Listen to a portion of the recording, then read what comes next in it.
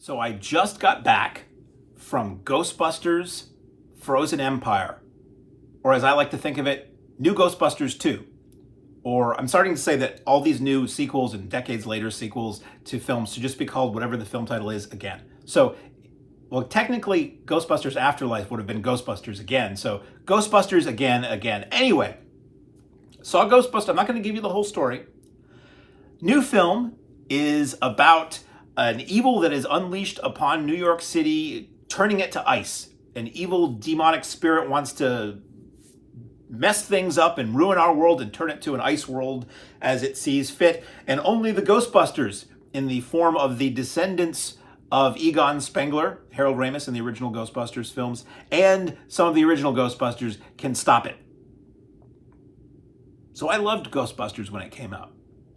I realized today, kind of hit me in the face like a sack of wet fish, that the amount of time that has passed since I saw the original Ghostbusters as a kid and Frozen Empire came out is the same amount of time between when I saw Cannonball Run back in 1981 and World War II. It's a little weird math. Sometimes math is a thing. So this film continues the story. It continues the vibe of the previous Ghostbusters Afterlife, which basically sets us up with new young Ghostbusters, kind of Ghostbuster kids, really. The granddaughter of Egon is the science, McKenna Grace. She's the science nerd. She's the nerd. I don't like is a word I particularly don't care for. She is a youthful female science enthusiast who carries on the genes of her grandfather in being, good at busting ghosts and good at science and metaphysics and quantum physics and all that kind of stuff. Her older brother, portrayed by Stranger Things' Finn Wolfhard, is just like a goofy, awkward 18-year-old who's trying to find his way in the world. Their mother is Carrie Coon, and she is just sort of like trying to keep the family together and trying to be a mom. And her boyfriend and former science teacher of McKenna Grace's character, Phoebe, I believe it is portrayed by Paul Rudd, and he's just Paul Rudd. He's just a nice guy, a nice goofy guy, having fun, excited to be a Ghostbuster, and excited to hopefully maybe officially kind of be the stepdad of these kids. So I didn't really care for this film. I didn't really have a beef with it. I do, in general, have a beef with sequels. The more I've lived and the more I've looked back at a body of work, a body of a franchise, as it's called so coldly and calculatedly, I feel like the first movie is usually great, and the second one is trying to recapture that. And then the more we go along, we're just kind of trying to use the defibrillator once again on a patient that's kind of gone. And that's kind of how I feel about these Ghostbusters movies. They keep trying to hit the points that you remember from. I mean, there's no logical reason for us to have the Marshmallow Man in these movies, or Slimer for that reason. Yet they show up. Why? Because they're merchandisable elements of the original film, and people remember them from the original, they remember from the cartoon show, or whatever, and you got to keep bringing them back again. There's no real reason for... and I'm not going to give away spoilers in this. In case you haven't seen the trailers, everything works better if you don't expect what's going to come along. So other than those things that I mentioned, there's no great reason to have it in there other than it's something that's cute, or it's something that kids like, or it's something that you remember from the original. They find a way to work the original Ghostbusters into this. Decent effect. Ernie Hudson gets more screen time than he did before, and I love Ernie Hudson, and it's cool to see him. Dan Aykroyd gets a lot of screen time in this. Bill Murray's in this a tiny amount, and kind of feels out of place, unfortunately. Like, even some of his line readings, I'm like, okay, that's something that he would have said in what his character was established to be in these films, but the delivery isn't great. And the movie overall, to me, feels like it was kind of a mess. It was kind of dull, not that funny, and kind of a mess. And it's this can't win for me, probably, because when I go to see a Ghostbusters movie, what do I want to see? I want to see the guys from the original movie. Do I want to see them as old men?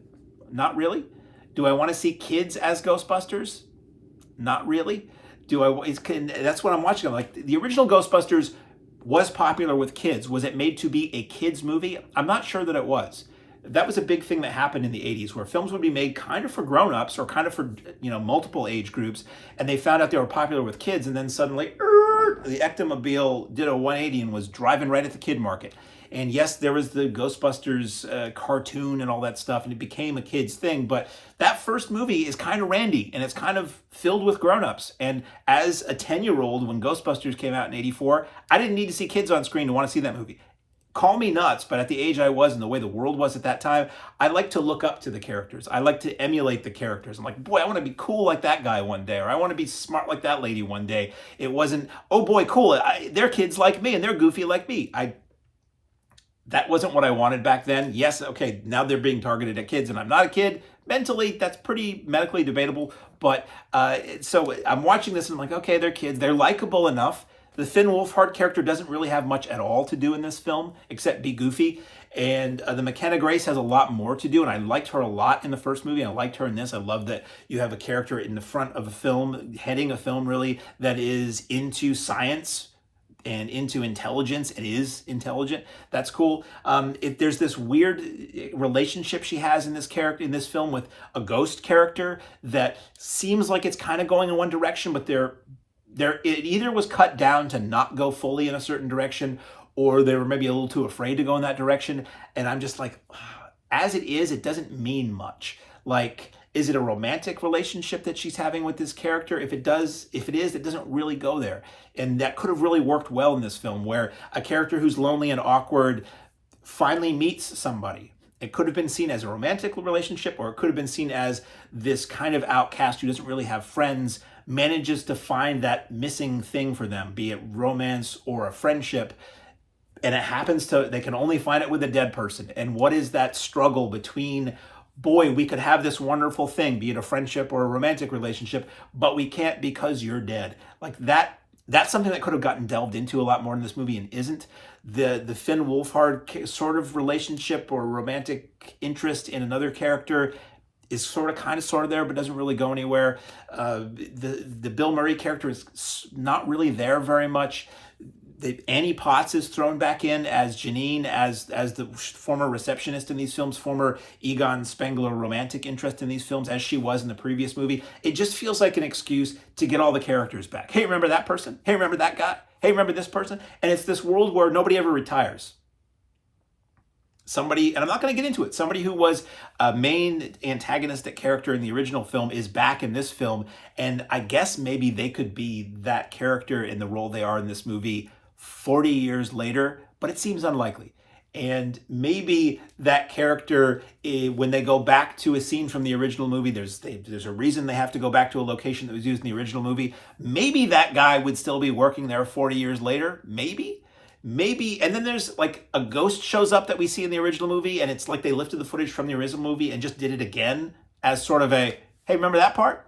And it was just like, I'm not a fan of that. Like, if you can do it subtly, Paul Rudd at some point comedically echoes the lyrics to the original Ghostbusters song. And I thought that was kind of funny and sweet and a nice moment because in the context of this movie, they do acknowledge that the Ghostbusters were a phenomenon in the 80s and beyond. And these things from the original movies did happen, and there were toys, and there was a Ray Parker Jr. music video. They sort of take what spun out of the fictional Ghostbusters movie that we all saw, and they fold that back in on the reality of this film series and say, yeah, they were popular, and they were a cultural phenomenon, and there was merch, and there were toys, and there was this, and there was that. And now, a lot of time has passed. But ultimately, the film starts off really strong. It starts off with a haunting in the past that was legitimately like kind of creepy and disturbing.